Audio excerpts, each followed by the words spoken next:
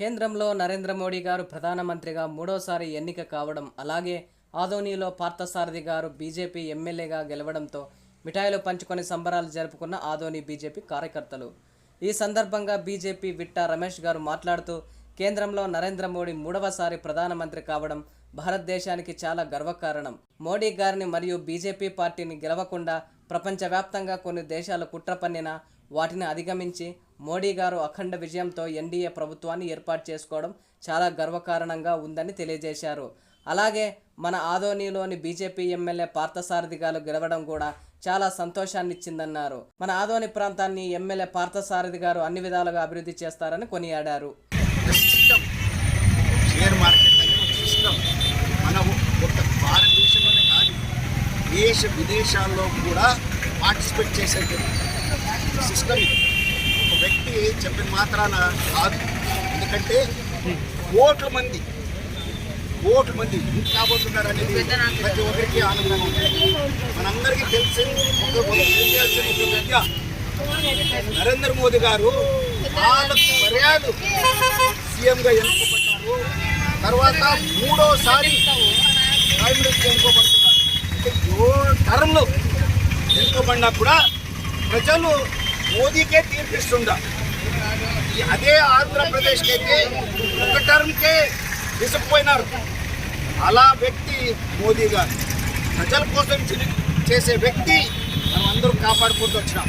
So ఆ ఉద్దేశంతోనే ప్రతి ఒక్కరు దేశంలోనే కాదు విదేశాల్లో కూడా ప్రతి ఒక్కరు ఈ యొక్క ఎలక్షన్స్ పండగలాగా 2024 పండగలాగా జరుపుకొని ప్రతి ఒక్కరు నరేంద్ర మోదీ కావాలా, ప్రైమ్ మినిస్టర్ అయితేనే దేశ అభివృద్ధి జరుగుతుంది.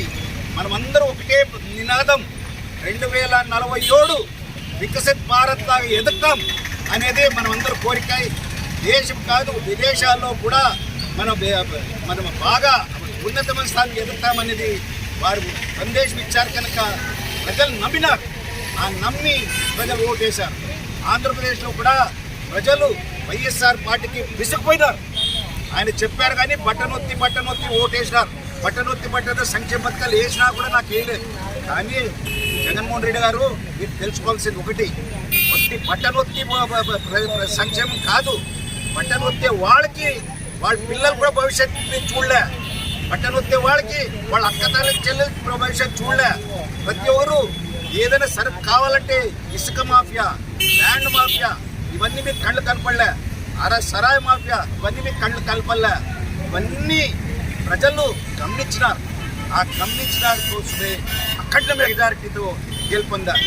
ఆంధ్రప్రదేశ్లో ఎన్నడూ లేని విధంగా హిస్టరీ 161 సీట్లు 175లో 164 సీట్లు గెలిపించుకునేందుకు ఆంధ్ర ప్రజలు ప్రతి ఒక్కరికి ఆ ఆదోని బీజేపీ తరఫున ప్రత్యేక ధన్యవాదాలు. అది కాక మన విద్యావేత్త డాక్టర్ పార్థసారథి గారు మన ఆదోని 28 రోజులే వారు ఇక్కడ వచ్చి అందరికీ మంచి మెసేజ్ ఇచ్చి, నేను ఆదోని దత్తకు తీసుకుంటాను, ఆదోని బాగు చేస్తాను, ఆదోని నాశనమైండే ఆదోనిని బాగు చేస్తానని తపన కట్టుకొని దానికోసము ప్రజలు కూడా ఆదోని ప్రజలు ప్రతి ఒక్కరు నమ్మి 18,000 మెజారిటీతో గెలిపించినందుకు ఆదోని ప్రజలు ప్రత్యేకంగా ధన్యవాదాలు చెప్తూ బీజేపీ తరఫున ప్రత్యేకంగా ధన్యవాదాలు. డాక్టర్ పార్థసారథి గారు ఈరోజు కూడా వారు సందేశం ఇచ్చినారు. మంచి పరిపాలన, అవినీతి లేకున్నట్ల, ఏది ల్యాండ్ మాఫియా లేకున్నట్ల, అరాచకం లేకున్నట్ల మంచి పరిపాలన ఇస్తాననేది వారు సందేశం ఇచ్చారు. ఆ సందేశంతోనే మనమందరూ వారికి కూడా తోడ్పడి ఆదోని బాగు చేయాలంటే ఒక పార్థసారథి గారు కాదు, ప్రతి ఒక్కరు ఆదోని ప్రజలు కూడా వారిని సహకారం ఇస్తే మన ఆదోని బాగుపడుతుంది. సో ఈ ఒక్క సందేశం ప్రతి ఒక్కరు విని సహకారం చేస్తే ఆదోని బాగుపడుతుంది.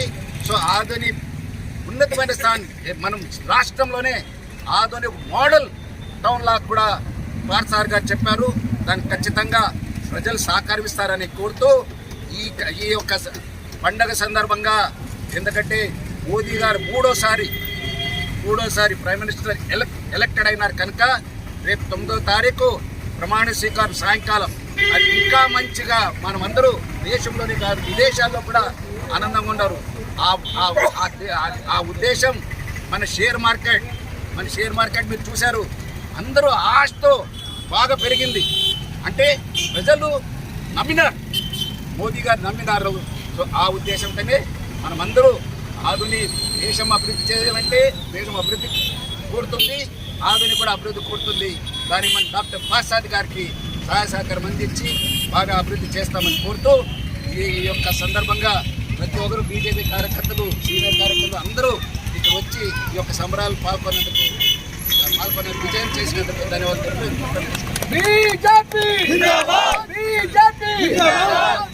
सर शेयर मार्केट आप